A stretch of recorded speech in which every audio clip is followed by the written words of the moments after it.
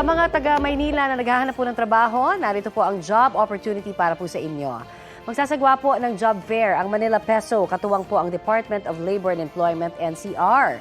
Gaganapin po ang Kalinga sa Maynila Peso Job Fair bukas, August 30.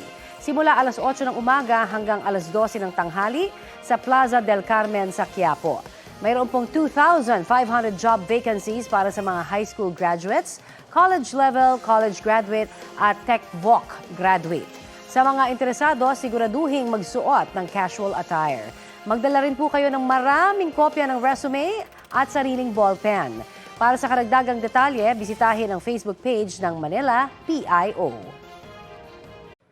Mga kapuso, para sa mga maiinit na balita, mag-subscribe sa GMA Integrated News sa YouTube.